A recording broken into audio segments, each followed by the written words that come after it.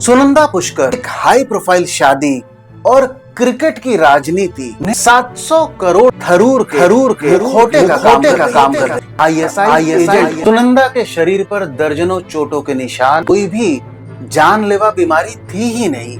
Hidden poisoning, AIIMS के doctor postmortem report बदलने का सुनंदा पुष्कर मर्डर था। मेहर तरार दिल्ली आती है, हमें सुब्रमण्यम स्वामी पहुंचते हैं सुप्रीम कोर्ट। 3000 पन्नों की चार्जशीट, उन पर लगे जख्म आज भी जवाब 2014 एक ऐसा साल जब दिल्ली की सर्द रातों के साथ एक ऐसा सच भी जम जाता है जो कि आज तक नहीं पिघल सका। 17 जनवरी 2014 दिल्ली का लीला पैलेस होटल, कमरा नंबर 345, एक बंद दरवाजा और उसके पीछे एक लाश। एक ऐसी मौत जिसने पूरे देश को चौंका दिया।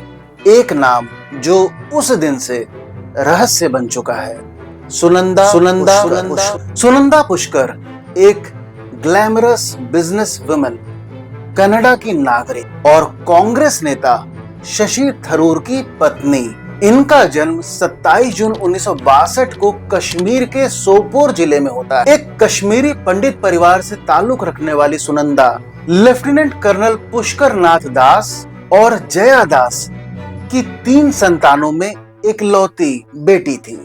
1990 में आतंकियों द्वारा घर जलाने की वजह से सुनंदा को अपने परिवार समेत जम्मू आकर बसना पड़ जाता है। जब वो गवर्नमेंट कॉलेज फॉर वुमेन में पढ़ रही थी तो वो उस कॉलेज की प्रेसिडेंट हुआ करती थी और अपने एक साथी fellow hotel management graduate Sanjay Raina से शादी करती हैं और इन दोनों का तलाक 1988 में होता है। इसके बाद सुनंदा 1989 में दुबई चली जाती हैं और साल 1991 में ये दूसरी शादी करती हैं सुजीत मेनन के साथ। 1992 में इन्हें एक पुत्र की प्राप्ति होती है।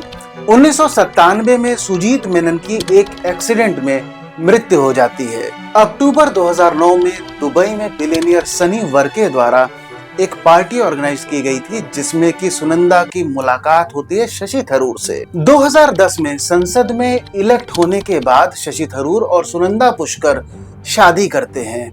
शादी होती है थरूर के पैतृक निवास केरल में। थरूर और पुष्कर दोनों की तीसरी शादी। तेज तर्रार, आत्मनिर्भर और बिजनेस वर्ल्ड में सफल टेकॉम दुबई की सेल्स डायरेक्टर और आईपीएल की कोची टस्कर्स की को ओनर। लेकिन एक हाई प्रोफाइल शादी और क्रिकेट की राजनीति ने सुनंदा पुष्कर की जिंदगी को ऐसा मोड़ दिया जहां पीछे रह जाते हैं तो सिर्फ साजिशें और जब शशि थरूर और सुनंदा पुष्कर आपस में डेट करते हैं उस वक्त मीडिया का ध्यान सुनंदा पुष्कर की तरफ तब पड़ता है जब यह सामने आता है कि रेंडेजुअस स्पोर्ट्स वर्ल्ड RSW में उन्हें 700 करोड़ की स्वेट इक्विटी दी गई है। इसके अलावा टॉपलाइन रेवेन्यू का अतिरिक्त 15% भी सुनंदा पुष्कर के हिस्से में आने की बात सामने आती है। आरोप लगते हैं कि शशि थरूर अपने मंत्री पद का दुरुपयोग करते हुए RSW से फ्री शेयर्स मांगे थे और सुनंदा पुष्कर थरूर के खोटे का काम कर रहे। ये विवाद इतना गहराता है कि बाद में शशि थरूर को अपने मंत्री पद से इस्तीफा तक देना पड़ गया था। हालांकि सुनंदा द्वारा यह दावा किया गया था कि उनके अंतरराष्ट्रीय बिजनेस और मार्केटिंग एक्सपीरियंस के आधार पर ही कंपनी में उन्हें शामिल किया गया था। सुनंदा पुष्कर ये भी कहती हैं कि एक ऐसा ही ऑफर उन्हें कोलकाता नाइट राइडर्स के करीम मुरानी द्वारा पहले ही दिया जा चुका था। अब बात करते हैं ट्विटर विवाद की। 15 जनवरी 2014 को शशि थरूर के अकाउंट से कुछ इंटीमेट मैसेजेस सार्वजनिक किए जाते हैं जो कथित रूप से पाकिस्तानी पत्रकार मेहर तरार ने थरूर को भेजे थे।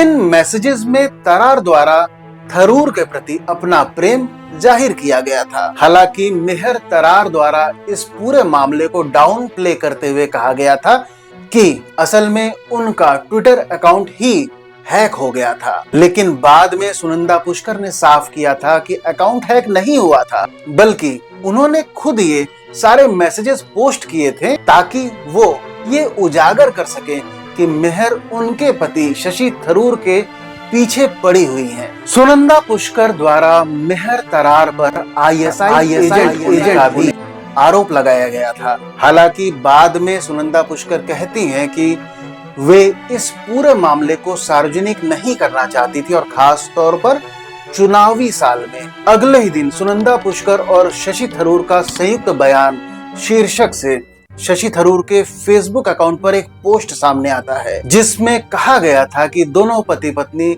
खुशहाल जीवन बिता रहे हैं और कुछ व्यक्तिगत टिप्पणियां जो सार्वजनिक नहीं होनी चाहिए थी गलत तरीके से परोसा गया। नोट में यह भी बताया गया कि सुनंदा बीमार होने के कारण अस्पताल में भर्ती हुई थी और अब आराम कर रही हैं। उन्हें ल्यूपस एरिथेमेटोसस नामक एक घातक इम्यून बीमारी से इलाज मिल रहा है, जिसमें हेल्दी टिश्यूज डैमेज होते हैं। लेकिन जैसा कि फेसबुक पोस्ट में बताया गया था, असलियत में भी क्या वाकई में सब कुछ ठीक था? क्योंकि अगले ही दिन 17 जनवरी 2014 को सुनंदा पुष्कर की लाश लीला पैलेस होटल के कमरा नंबर 345 से मिलती है, जहां पर पुष्कर और थरूर दोनों एक साथ रुके हुए थे। 19 जनवरी 2014 को एम्स के डॉक्टरों द्वारा पोस्टमार्टम किया जाता है, जिसमें कहा गया कि ये सडन अननेचुरल डेथ का केस है। सुनंदा के शरीर पर दर्जनों चोटों के निशान, गाल पर खरोंच और सबसे हैरान करने वाला बाएं हाथ की हथेली के किनारे पर डीप टीथ बाइट। डॉक्टर्स ने एल्प्राजोलम नामक दवाई के नॉमिनल ट्रेसेस भी प्राप्त किए थे। हालांकि पोस्टमार्टम के अगले दिन केरल त्रिवेंद्रम के केआईएमएस हॉस्पिटल्स के डॉक्टर्स, जो सुनंदा पुष्कर का इलाज कुछ दिन पहले कर चुके थे, साफ कहते हैं कि सुनंदा पुष्कर को कोई भी जानलेवा बीमारी थी ही नहीं। फिर अचानक मौत कैसे हुई? हालांकि अपने शव के होटल से बरामद होने के कुछ ही घंटे पहले उन्होंने एक ट्विटर रिप्लाई में अपनी मृत्यु को लेकर इशारा किया था। चूंकि शादी को भी 7 साल नहीं पूरे हुए थे, इसलिए पूरे मामले की इंक्वायरी एक सब डिविजनल मजिस्ट्रेट द्वारा होती है और 21 जनवरी 2014 को एसडीएम की रिपोर्ट आती है कि सुनंदा पुष्कर की जहर से मौत हुई थी, जिसकी 3 ही वजह हो सकती है: मर्डर, सुसाइड या एक्सीडेंट। और पुलिस से इन तीनों में से सच क्या है पता लगाने के लिए कहा गया था। 23 जनवरी 2014 को जांचकर्ता द्वारा कहा जाता है कि ये एक हिडन पॉइजनिंग का केस है। अल्प्राजोलम एक सेडेटिव और एक्सीड्रिन एक तेज दर्द निवारक, जिसमें कैफीन, एस्प्रिन और पैरासीटामोल पाया जाता है। उसी दिन मामला दिल्ली पुलिस के क्राइम ब्रांच को सौंप दिया जाता है, लेकिन 2 ही दिन बाद ये पूरा केस वापस दिल्ली पुलिस को मिल जाता है। आखिर 2 जुलाई 2014 एम्स के डॉक्टर सुधीर गुप्ता, जो कि सुनंदा पुष्कर के पोस्टमार्टम कंडक्ट करने वाले पैनल के हेड थे, द्वारा कहा गया था कि उन पर पोस्टमार्टम रिपोर्ट बदलने का दबाव डाला। सेंट्रल एडमिनिस्ट्रेटिव ट्रिब्यूनल में बकायदा सुधीर गुप्ता एक हलफनामा दाखिल करते हैं और कहते हैं कि उनको इस मैटर को कवर अप करने का प्रेशर डाला जा रहा है, साथ ही साथ में एक टेलर्ड मेड रिपोर्ट बनाने का भी दबाव डाला गया। रिपोर्ट कहती है सुनंदा पुष्कर के शरीर पर 15 चोटों के निशान थे, जिसमें से कि 2 गंभीर निशान की बात अलग से की जाती, एक इंजेक्शन का निशान और एक दांतों से काटने का गहरा निशान, और पेट में एल्प्राजोलम की ज्यादा मात्रा पाए जाने की भी बात रिपोर्ट में की गई थी। एम्स डॉक्टरों की विसरा रिपोर्ट दिल्ली पुलिस को सौंप दी जाती है, लेकिन पुलिस कहती है कि रिपोर्ट इनकंक्लूसिव, यानी जहर क्या था, कितना था, ये साफ नहीं। सबके बीच बीजेपी नेता सुब्रमण्यम स्वामी कहते हैं कि वे एक पीआईएल दाखिल करेंगे कि ये सारी जांच कोर्ट की निगरानी में हो।